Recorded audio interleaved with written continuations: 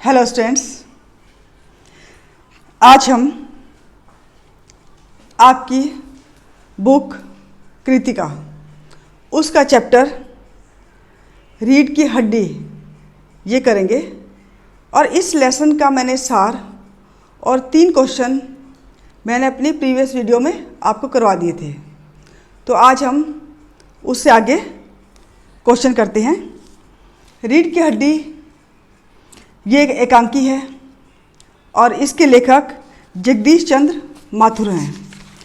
Students, जो हम question करते हैं ये आपकी पाठ्य पुस्तक के आधार पर हैं, पाठ्य पुस्तक टेक्स्ट बुक।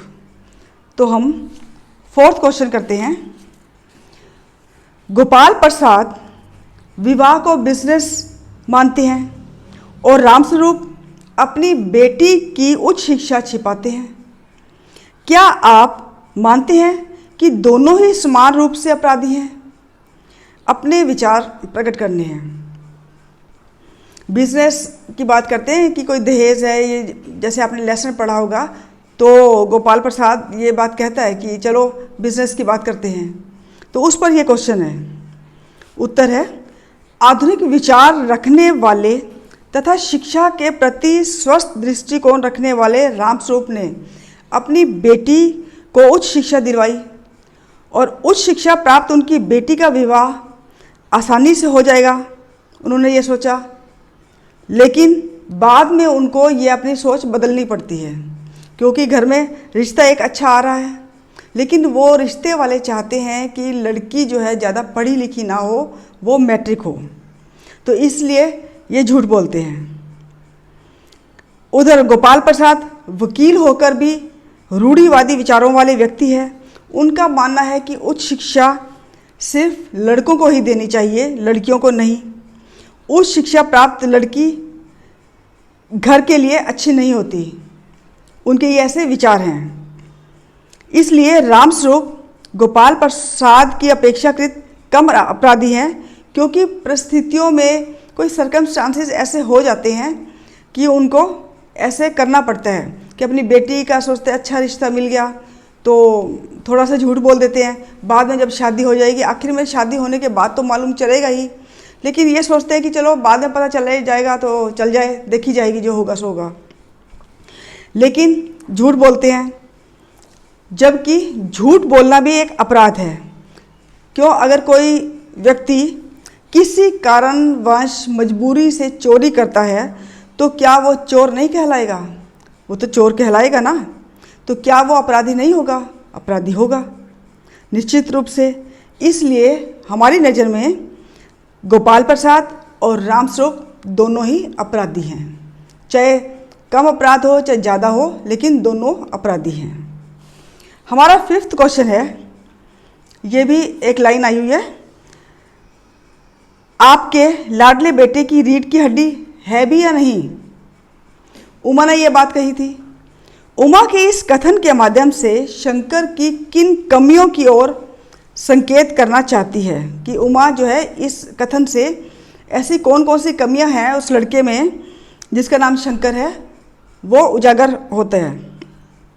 इसका उत्तर है, आपके लाडले बेटे की रीढ़ की हड्डी है भी या नहीं, इसके माध्यम से उमा शंकर के निम्नलिखित कुछ एक है वो कमियों की ओर संकेत करती है। पहला पॉइंट, ये पॉइंट्स में लिख सकते हो आप कि गोपाल प्रसाद उमा की शिक्षा, उसके गुण, उसकी चाल ढाल तथा खूबसूरती के विषय में बार बार जानना चाहते हैं, पर अपने बेटे के बारे में तनिक भी ध्यान नहीं देते। गोपाल प्रसाद मेडिकल कॉलेज की पढ़ाई कर रहे अपने बेटे को बड़ा होशियार समझते हैं, लेकिन असल में वास्तव में है नहीं वो। शंकर का चरित्र, कैरेक्टर भी अच्छा नहीं है। लड़कियों के हॉस्टल के चक्कर काटता हुआ ये पकड़ा गया था। उसमें आत्मविश्वास की कमी है, कॉन्फिडेंस की कमी है, वह झुककर चलता है। इससे मालूम चलता है कि उसकी शारीरिक जो बनावट है वो भी ठीक नहीं है। तो ये कमियां उस लड़के की ओर संकेत करती है।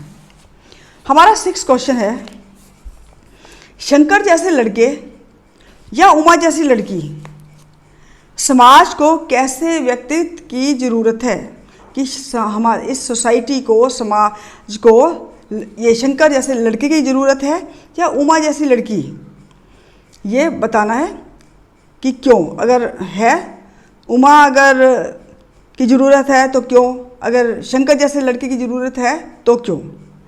उत्तर, समाज को उमा जैसे व्यक्तित्व की ज़रूरत है। क्यों? उमा चरित्रवान है, शिक्षित है। उसके पिता रामस्वरूप गोपाल प्रसाद से उमा की शिक्षा की बात छिपा जाते हैं, लेकिन गोपाल प्रसाद के पूछने पर उमा झूठ नहीं बोलती। वो नहीं कहती कि मैं मैट्रिक पास हूँ, उसने बता दिया कि मैं बीए पास हूँ, और वो शिक्षा के बारे में दृढ़तापूर्वक उसको बताती है। और इसके विपरीत शंकर स्वयं तो उस शिक्षा के प्राप्त कर रहा है, लेकिन वह यह नहीं चाहता कि उसकी पत्नी जो है वो ज़्यादा पढ़ी लिखी हो। अतः समाज को शंकर जैसे व्यक्तित्व की जरूरत नहीं है। शंकर जैसे व्यक्तित्व से हमें न तो अच्छे समाज के उपयोगी स्वस्थ विचारधारा वाले नागरिक मिलेंगे और न इससे समाज और राष्ट्र की उन्नति में योगदान की हम अपेक्षा कर सकते हैं। वास्तव में ही समाज को उमा जैसी साहसी, स्पष्टवादिनी, उच्च चरित्र वाले व्यक्तित्व की आवश्यकता है। हमारा 7वां क्वेश्चन है, रीढ़ की हड्डी शीर्षक की सार्थकता स्पष्ट कीजिए। जो टाइटल दिया है जगदीश चंद्र माथुर ने, रीढ़ की हड्डी, क्या वो सही है? तो सही है तो क्यों है? उत्तर, जिस प्रकार मानव शरीर में रीढ़ की हड्डी यानी कि बैकबोन अत्यंत महत्वपूर्ण अंग है, इसके अभाव में या कमज़ोर होने पर व्यक्ति कोई भी सीधा नहीं खड़ा हो सकता, और व्यक्ति को सीधा खड़ा होने के लिए रीढ़ की हड्डी जरूरी चाहिए, बहुत आवश्यक है, और वो मजबूत होनी चाहिए। उसी प्रकार समाज में नारी को रीढ़ की हड्डी जैसा महत्वपूर्ण स्थान है। समाज में नारी को उच्च स्थान न मिल पाना समाज की बैकबोन को कमज़ोर करता है। नारी की उन्नति और समाज में उचित स्थान दिए बिना समाज कभी भी मजबूत नहीं बन सकता। उमा के विवाह के लिए रामस्वरूप जो रिश्ता तय करते हैं, उस लड़के की कमर झुकी हुई है, उसकी शारीरिक बनावट भी सही नहीं है। ऐसा लगता है कि जैसे उसकी बैकबोन यानी कि रीढ़ की हड्डी झुकी हुई है, तो और उसका करैक्टर भी अच्छा नहीं है। तो इस प्रकार हम कह सकते हैं कि इस लेसन का जो नाम है, टाइटल है, रीढ़ की हड्डी, बिल्कुल सही रखा हुआ है, ये सार्थक है। हमारा 8वां क्वेश्चन है, कथा वस्तु के आधार पर आप किसे एकांकी का मुख्य पात्र मानते हैं? अगर कौन सा मानते हैं और क्यों मानते हैं? कथा वस्तु, ये पूरी कहानी जो प्लॉट है, इसके आधार पर हम देखें कि जो मुख्य पात्र है वो लड़के को माना जाए या लड़की को। उत्तर, कथा वस्तु के आधार पर निस्संदेह उमा को ही इस एकांकी का मुख्य पात्र मान सकते हैं हम, क्योंकि वास्तव में इस कहानी में रामस्वरूप, गोपाल प्रसाद, शंकर, नौकर और महिला पात्रों में प्रेमा, उमा, ये सब हैं। इसमें रामस्वरूप और गोपाल प्रसाद काफ़ी समय बात करते हैं। इस नाटक के अंदर जो है अधिकांश भाग में वो उपस्थित भी रहते हैं, लेकिन इनमें से कोई चारित्रिक रूप से कोई अट्रैक्ट नहीं करता, कोई आकर्षित नहीं करता कि हम इसको कहें कि ये जो है मेन पात्र है। और वैसे भी रामस्वरूप जो है परिस्थितियों को देखकर समझौता करने वाले हैं, और गोपाल प्रसाद अनुकरणीय चरित्र और गुणों का अभाव उनमें दिखता है। शंकर दोहरे व्यक्तित्व का प्रतिनिधित्व करता है।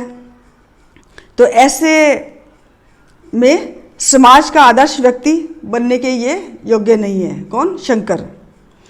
और जो उमा है, उमा बीए पास सुशिक्षित लड़की है, जो चरित्रवान है, साहसी है, अपनी बात को दृढ़तापूर्वक कहने वाली है।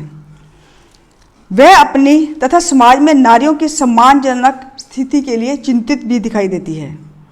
इसलिए एकांकी में हम देखते हैं कि काफ़ी कम समय के लिए उमा आती है, लेकिन थोड़े समय के अनुपस्थित होने रहने के बावजूद भी इसको हम मुख्य पात्र मान सकते हैं।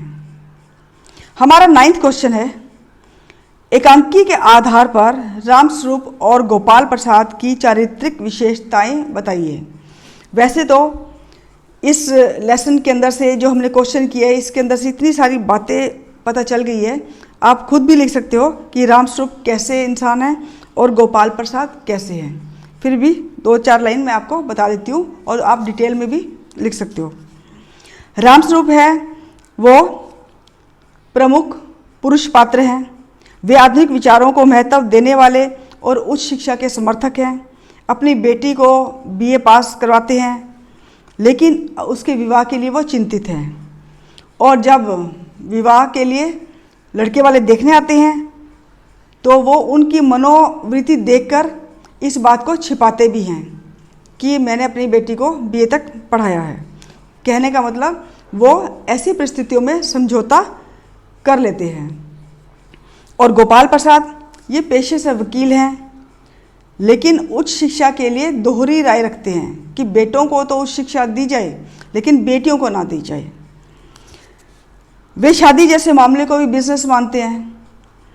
वे दहेज की लालच में अपने मेडिकल की पढ़ाई कर रहे बेटे का विवाह कम पढ़ी लिखी लड़की से करने को भी तैयार हो जाते हैं कि कम पढ़ी लिखी लड़की चाहे मिल जाए, लेकिन पैसा धन दौलत खूब मिले। हमारा नेक्स्ट क्वेश्चन है, इस एकांकी का उद्देश्य क्या है। ये लेसन लिखा, ये एकांकी नाटक लिखा, तो इसका कोई ना कोई उद्देश्य होगा, उसे कुछ शिक्षा भी मिलती होगी, तभी ये लेसन लिखते हैं। उत्तर है, रीढ़ की हड्डी नामक एकांकी के उद्देश्य काफ़ी सारे हैं वैसे देखा जाए तो। पहला, ये भी आप पॉइंट्स में लिख सकते हो कि समाज में लड़कियों को कम सम्मान मिल पाने की समस्या को समाज के सामने लाना।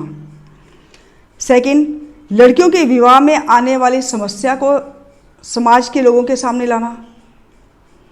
लड़कियों के विवाह के समय उसकी पसंद नापसंद रुचि आदि का महत्व ना दिया जाना। लड़कियों के विवाह के समय उसके माता पिता को दबाया जाना और उन्हें अनुचित समझौता करने के लिए विवश किया जाना।